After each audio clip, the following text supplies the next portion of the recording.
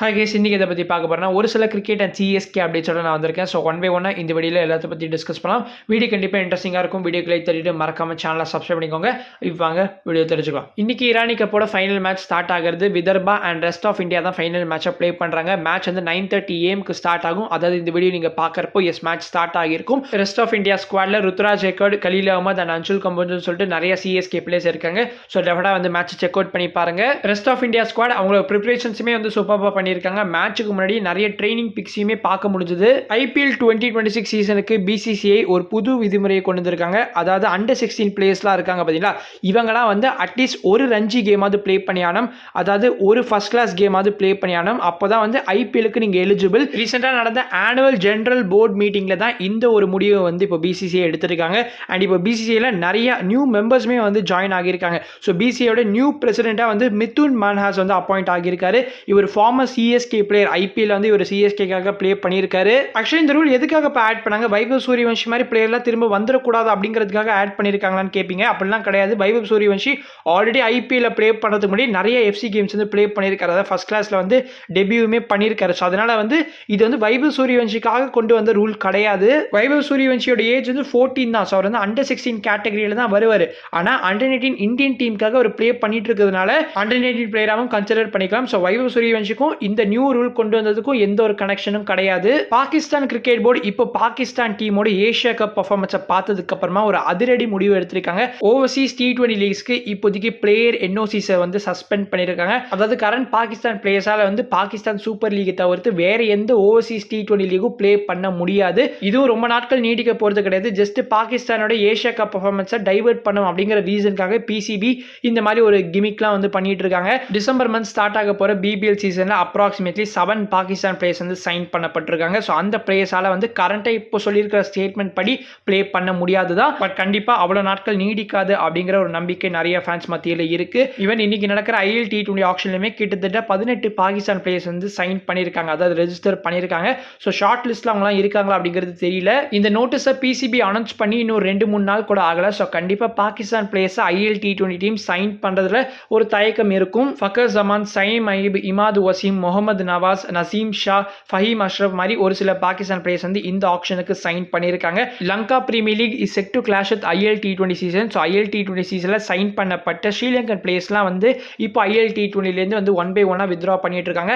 And டீம்ஸுமே வந்து 1 by 1 ரீப்ளேஸ்மெண்ட்ஸுமே announce பண்ணிட்டு இருக்காங்க. IL T20 பிளேயர் ஆக்ஷன் லிஸ்ட்டை ஒரு வழி IL T20 வந்து அஃபிஷியலாக ரிலீஸ் பண்ணிட்டாங்க. ஸோ அஃபிஷியல் வெப்சைட்டில் போய் செக் பண்ணி பார்த்துக்கோங்க. க்ளோஸ் டு 300 பிளேயர்ஸ் ஆக்ஷனுக்கு சைன் பண்ணியிருக்காங்க. பட் ஹேமர் கீழே எவ்வளோ வரப்போறாங்க அப்படிங்கிறத நம்ம வெயிட் பண்ணி தான் பார்க்கணும். 4 டிஃப்ரெண்ட் பேஸ் பிரைசஸ்ல வந்து பிளேயர்ஸ் எல்லாம் கேட்டகரைஸ் பண்ணியிருக்காங்க. $1,20,000, $80,000, $40,000, $10,000. ஸோ $1,20,000 வந்து வெறும் ஒரு பிளேயர் தான், நம்ம அஸ்வின் மட்டும் தான் இருக்காரு. இந்தியாவிலேருந்து அஸ்வினை தவிர்த்து சித்தார்த் கவுல் அண்ட் பிரியங்க் பஞ்சல் இவங்க 2 பேருமே வந்து ஷார்ட் லிஸ்ட் ஆகியிருக்காங்க. 2 இந்தியன் பிளேயர்ஸ் வந்து ஆல்ரெடி வந்து டீம்ஸால சைன் பண்ணப்பட்டிருக்காங்க. ஸோ ஷார்ஜா வாரிஸ் வந்து தினேஷ் கார்த்திக் வந்து சைன் பண்ணியிருக்காங்க. அண்ட் அபுதாபி யுனைடெட் வந்து அவங்க டீம்ல இருந்த பாகிஸ்தான் பிளேயர் உஸ்மான் தாரிக்கோட ரீப்ளேஸ்மெண்டா வந்து பியூஷ் சாவ்லாவை அனௌன்ஸ் பண்ணியிருக்காங்க. தினேஷ் கார்த்திக் வந்து ஸ்ரீலங்கன் பிளேயர் குசால் மெண்டஸோட ரீப்ளேஸ்மெண்டா ஜாயின் பண்ணியிருக்காரு. ஸோ குசால் மெண்டஸ் வந்து of course Lanka premier league play பண்ணணும் இல்லையா, அதனால வந்து இந்த IL T20 சீசன்லேருந்து அவர் வித்ரா பண்ணியிருக்காரு. ஸோ அவருக்கு பதிலாக தான் இப்போ தினேஷ் கார்த்திக் ஜாயின் பண்ணியிருக்காரு. இதை வந்து ESPN கிரிக் இன்ஃபோ கன்ஃபார்ம் பண்ணியிருந்தாங்க. Dubai Capitals and Gulf Giants கிட்ட தான் வந்து அதிகமான பர்ஸ் அமௌண்ட் இருக்கு. ஸோ கண்டிப்பாக இந்த ஆக்ஷனில் அவங்க 2 பேருமே வந்து ரொம்ப ஆக்டிவாக இருக்க போறாங்க. தர்ஷன் ஷனக்கா அண்ட் துஷ்மந்த் சமீரா 2 பேருமே LPL ப்ளே பண்ணணும் அப்படிங்கிற ரீசனுக்காக இப்போ வித்ரா பண்ணியிருக்காங்க. ஸோ அவங்களுக்கு பதிலாக துபாய் கேபிட்டல்ஸ் 2 ரீப்ளேஸ்மெண்ட் பிளேயர்ஸுமே அனௌன்ஸ் பண்ணியிருக்காங்க. ரீசெண்டாக அவரோட பேட்டிங்கால மக்கள் எல்லாரையும் கவர்ந்த ஜார்டன் காக்ஸ் வந்து இப்போ துபாய் கேபிட்டல் சைன் பண்ணியிருக்காங்க. அண்ட் ஜிமி நீஷம் வந்து துஷ்மந்த் சமீராவோட ரீப்ளேஸ்மெண்ட் அனௌன்ஸ் பண்ணியிருக்காங்க. ஒரு 1 or 2 months பேக் சவுதி அரேபியாவோட கிரிக்கெட் லீகை பற்றி நம்ம டிஸ்கஸ் பண்ணியிருப்போம். அதாவது சவுதி அரேபியா ஒரு new T20 league which will redefine cricket அப்படின்ற மாதிரி ஒரு லீக் வந்து ஸ்டார்ட் பண்ண போறாங்க, நம்ம பேசியிருப்போம் இல்லையா. ஸோ அந்த லீக் வந்து என்ன ஆச்சுன்னு தெரியல. பட் அதுக்கு பதிலாக இப்போ சவுதி அரேபியா என்ன பண்ணியிருக்காங்கன்னா, ஸோ IL T20யோட வந்து டைப் பண்ணியிருக்காங்க. இந்த சவுதி அரேபியா அண்ட் IL T20யோட டைப் மூலமா இப்போ என்ன நடக்கும்னு கேட்டீங்கன்னா, ஸோ சவுதி அரேபியாவில் வந்து அப்கமிங் சீசன்லேருந்து வந்து மேட்சஸ்லாம் ஹோஸ்ட் செய்யப்படும். அண்ட் இன்னைக்கு நடக்க போற ஆக்ஷன்ல எல்லா டீம்ஸுமே வந்து ஒரு சவுதி அரேபியன் பிளேயரை வந்து கண்டிப்பா பிக் பண்ணி ஆகணும். நெக்ஸ்ட் இயர்ல இருந்து சவுதி அரேபியால ஒரு டெவலப்மெண்ட் டூர்னமெண்ட்டுமே நடத்தப்படும். அதாவது சவுதி அரேபியாவோட லோக்கல் பிளேயர்ஸ்க்குலாம் வந்து அந்த ஒரு டூர்னமெண்ட் வந்து ஹெல்ப்ஃபுல்லா இருக்கும். ஸோ அங்க நல்லா பெர்ஃபார்ம் பண்ணாங்கன்னா IL T20ல அவங்கள பிக் பண்றதுக்கான சான்சஸ் அதிகமாகும். தென் MA எமிரேட்ஸோட ஸ்குவாட்ல வந்து குசால் பெரேராவோட ரீப்ளேஸ்மெண்டா வந்து ஜானி பேஸ்டோ அனௌன்ஸ் பண்ணியிருக்காங்க. ஜானி பேஸ்டோ IPLலுமே வந்து MA ரொம்ப கிரிட்டிக்கலான சிச்சுவேஷன்ல தான் ஜாயின் பண்ணியிருப்பாரு. வில் ஜாக்ஸ் இல்லாத குறைய ஜானி பேஸ்டோ பக்காவை பார்த்துக்கிட்டாரு. அண்ட் எம்ஐ டீமை வந்து ஜானி பேஸ்டோ டெம்பரரி ரீப்ளேஸ்மெண்ட்டாக தான் ஜாயின் பண்ணியிருப்பாரு. ஸோ கண்டிப்பாக வந்து IPL 2026 மினி ஆக்ஷனுக்கு அவரை ரிலீஸ் பண்ணி தான் ஆகணும். But one thing is very much clear, Mi team வந்து முடிஞ்ச அளவுக்கு ஜானி பேஸ்டோவை அவங்கள ஃப்ரான்ச்சைசிக்கெலாம் வந்து ப்ளே பண்ண வைக்க பார்க்குறாங்க. பாலா போன JSK வந்து தேவையே இல்லாமல் ஜானி பேஸ்டோ ரிலீஸ் பண்ணி SECக்கு வந்து தானம் பண்ணிட்டாங்க. சரி, அதை விட்டுருவோம். நம்ம CSKக்கு ஜானி பேஸ்டோ தேவை அப்படின்ற மாதிரி வந்து நம்ம சீசன் முடிஞ்சதுக்கு அப்புறமா வந்து பேசியிருப்போம். ஏன்னா நமக்கு ஒரு ஓப்பனர் கண்டிப்பாக தேவை இல்லையா கைஸ்? ஏன்னா Devon Conway Rachin Ravindra one of them கண்டிப்பாக ரிலீஸ் ஆக போகிறாங்க. ஸோ அவங்க ஷூஸை ஃபில் பண்ணுறதுக்கு கண்டிப்பாக ஜானி பேஸ்டோ பக்காவான ரீப்ளேஸ்மெண்ட்டாக இருப்பார். பட் இப்போ எம்ஏ எமிரேட்ஸ் வந்து ஜானி பேஸ்டோ சைன் பண்ணியிருக்கிறதுனால எம்ஏயுமே வந்து முடிஞ்ச அளவுக்கு ஆக்ஷனில் அவருக்கு பிட்டை போட்டு எப்படியாவது பிக் பண்ணணும் தான் பார்ப்பாங்க. ஸோ அதனால CSKக்கு ஜானி பேஸ்டோ வருவாரா அப்படிங்கிறது டவுட்ஃபுல்லாக மாறி இருக்கு. 100ல் ஜானி பேஸ்டோ வந்து வெல்ஸ் ஃபயர் டீமுக்காக வந்து ப்ளே பண்ணிட்டு இருக்காரு.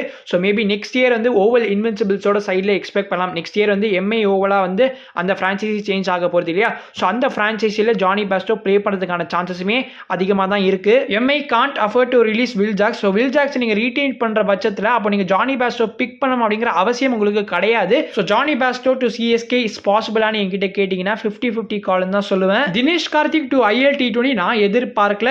ஸோ அஸ்வின் அண்ட் DK ரெண்டு பேருமே வந்து ரொம்ப க்ளோஸான ஃப்ரெண்ட்ஸ் நம்ம எல்லாருக்குமே தெரியும். ஸோ ரெண்டு பேருமே இந்த IL T20 சீசனில் வந்து டுகெதராக ப்ளே பண்ண போகிறாங்களா இல்லை அகேன்ஸ்டாக ப்ளே பண்ண போகிறாங்களா, அதுவே பார்க்கறதுக்கு ரொம்ப இன்ட்ரெஸ்டிங்காக இருக்கும். DK ஆல்ரெடி வந்து லாஸ்ட் SI20 சீசனில் வந்து பால் ராயல்ஸை ரெப்ரசென்ட் பண்ணி ப்ளே பண்ணியிருப்பாரு. இப்போ IL T20க்கு மூவ் ஆகியிருக்காரு. ஸோ DKயோட சைனிங்கை பற்றி உங்களோட கருத்துக்களை கண்டிப்பாக கமெண்ட்ஸில் ஷேர் பண்ணுங்க. அகில் ஹுசைன் லீட் பண்ண வெஸ்ட் இண்டீஸ் சைட் இப்போ நேபாளுக்கு அகேன்ஸ்டான T20 சீரிஸை லூஸ் பண்ணியிருக்காங்க. இது ஒரு historic series win for Nepal. அவங்களோட first ever series win against the test playing nation. இந்த மாதிரி ஃபாஸ்ட் க்ரோயிங் டெவலப்பிங் நேஷன்ஸ்க்கு ICC இன்னுமே எக்ஸ்ட்ரா கேர் எடுத்து டொனேட் பண்ணாங்கன்னா கண்டிப்பாக they will do wonders in world cricket. அதுதான் என்னோட கருத்து. அண்ட் கண்டிப்பாக நீங்கள் எல்லாருமே அக்செப்டும் பண்ணுவீங்க. அதுவும் செகண்ட் T20 மேட்ச்ல வந்து லிட்டரலி ப்ரூட்டல் த்ராஷிங்க வெஸ்ட் இண்டீஸை வந்து 83 ரன்ஸுக்கே ஆல் அவுட் பண்ணிட்டாங்க. நேபாள் வந்து ஹியூஜ் மார்ஜினில் வின்னுமே பண்ணியிருக்காங்க. ஏசியா கப்பில் எதுக்காக வெறும் 8 டீம் வச்சு ப்ளே பண்ணுறாங்கன்னு எனக்கு தெரியல. ஏன்னா நேபாள் மாதிரி சைட்லாம் கண்டிப்பாக நீங்கள் இன்க்ளூட் பண்ணலாம். ஸோ கேஸ் நேபாளோட ஹிஸ்டாரிக் சீரிஸ் வின்னை பற்றி உங்களோட கருத்துக்களை கண்டிப்பாக கமெண்ட்ஸில் ஷேர் பண்ணுங்கள். நான் உங்களை அடுத்த வீடியோவில் சந்திக்கிறேன். அது வரைக்கும் பீஷியஸ். பாய்.